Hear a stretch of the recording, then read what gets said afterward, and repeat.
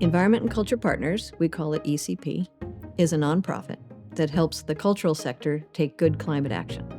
So museums, zoos, gardens, historic sites, all of them have a role to play in reducing the amount of carbon in the atmosphere and the way the public addresses the climate problem. When America was all in, was recommending an NDC of 50 to 52%. It was important to us at ECP that the cultural sector be part of that 50 to 52%. But they can't be involved in that discussion if they don't know what their own impact is already. So with the Culture Over Carbon Project, a federally funded national leadership grant from the Institute of Museum and Library Services, we established the baseline. Energy consumption is the second highest part of every cultural institution's budget, right behind salaries.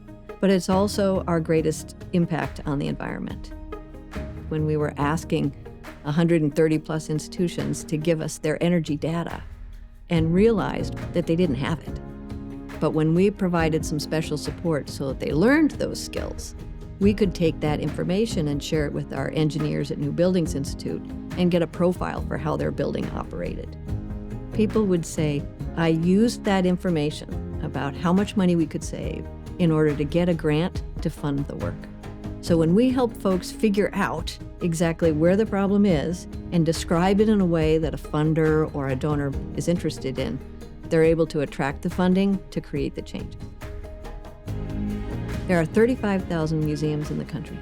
Based on the Culture Over Carbon Project, we estimate that there are 4 million metric tons of CO2 emitted by museums just in the energy operations. We can reduce that number. Right now, the cultural sector sees few pathways in order to get funding. The Helen Frankenthaler Foundation created something called the Frankenthaler Climate Initiative, specifically to get over that funding barrier for institutions. Over 175 institutions have already been part of the project, and a few of them have gone through the trajectory of a scoping grant to understand the problem, technical assistance to plan the solution, and then implementation to actually do the work.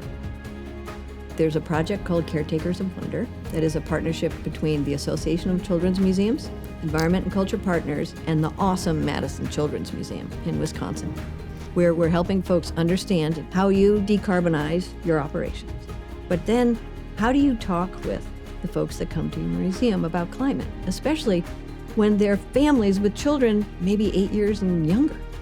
Working with social scientists, scientific researchers, museum educators, we're creating something called the Climate Action Playbook about how do you have these conversations. And the secret is, you don't have to say climate change. You don't have to talk about scary things or big things. You can talk about the importance of being in nature and playing in ways that you learn about nature and develop a connection. It's really about caring for others, caring for the planet. That turns into climate action when they grow up. We know we can't do it by ourselves. No one can do it alone, and it's way more fun and more effective when we all do it together.